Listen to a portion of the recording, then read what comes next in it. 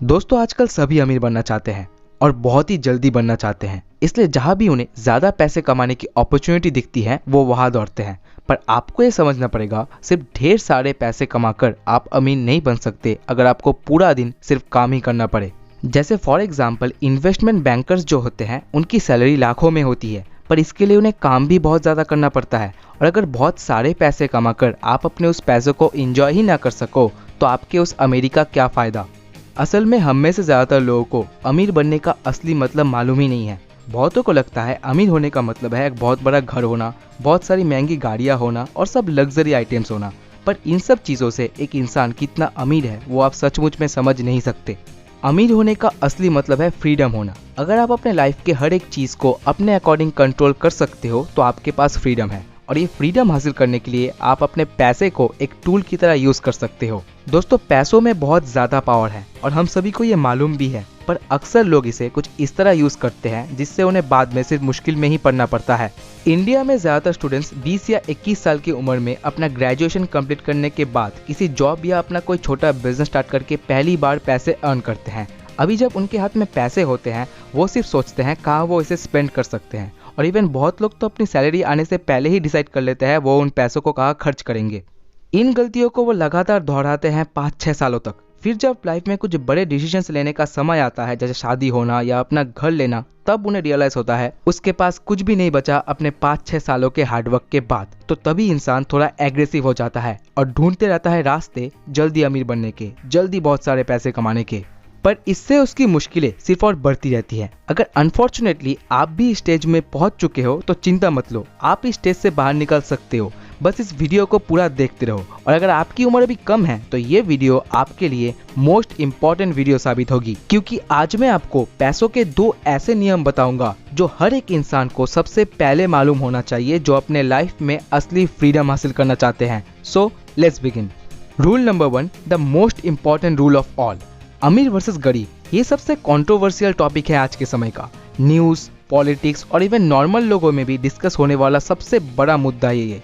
लोग अक्सर एक दूसरे से कहते हैं, यार देख ये अमीर लोग वक्त के साथ साथ कितने और अमीर बनते चले जा रहे हैं, पर हम लोग वैसे ही हमारे काम में फंसे हैं, और गरीब लोगों की हालत तो सबसे खराब हो चुकी है, उनके पास कोई काम ही नहीं है। ये सब बातें नॉर्मल लोगों को इम्पोर्टेंट लगती होगी, पर अमीर लोग कभी भी ऐसी बातें आपस में नहीं करते, क्योंकि उन्हें मालूम होता है अमीर बनने के लिए उन्हें सिर्फ अपने पैसे को अपने लिए काम पर लगाना होगा, बजाय खुद सारी जिंदगी पैसों के लिए काम किए। पर पैसों को खुद के लिए काम पर लगाना ज्यादातर लोगों के लिए काफी मुश्किल होता है, क्योंकि उनके डिजायर्स उन्हें कंट्रोल करते हैं। अक्सर आपने लोगों को कहते हुए सुना होगा, यार मुझे ये गाड़ी बहुत पसंद है, देख मुझे ये टी शर्ट बहुत अच्छी लगी, मुझे ये शूज़ खरीदने हैं। लोग अक्सर एक के बाद एक चीज़ें चाहते ही रहते हैं, पर आपको ये समझना पड़ेगा हमारी चाहत मतलब डिज़ायर्स एंडलेस है, ये कभी ख़त्म नहीं होगी। इसलिए अगर आप हमेशा नई नई चीज़ें खरीदते ही रहोगे तो आप जितने भी पैसे कमा लो, ना ही आप कभी अमीर बन पाओगे और ना ही आपका उन चीज़ों से कभी मन भरेगा।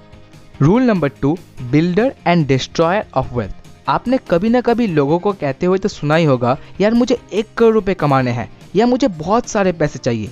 तो ज़्यादातर केस में लोगों के ये कहने का मतलब है उन्हें 1 करोड़ रुपए खर्च करने हैं। जी हाँ, उन्हें पैसे इसलिए नहीं चाहिए ताकि वो उन पैसों से और पैसे बना सके, और ना कि उन पैसों को अपने लिए काम पर लगा सके। उन्हें पैसे चाहिए ताकि वो उन्हें अपने डिज़ायर्स पूरे करने के लिए खर्च कर सके। इसलिए तो आप देखेंगे ज़्यादातर लॉटरी विनर्स अक्सर एक बड़ी लॉटरी जीतने के 3 या 5 साल में फिर पहले जैसे हो जाते हैं। पर अभी आप पूछ सकते हो, तो इससे बचने का उपाय क्या है, और क्या हमें कभी भी अपने लाइफ में कुछ बड़ी चीज़ें मांगनी नहीं चाहिए? तो देखो, बड़े बड़े शौक सभी के होते हैं और इसमें कुछ बुरा भी नहीं है।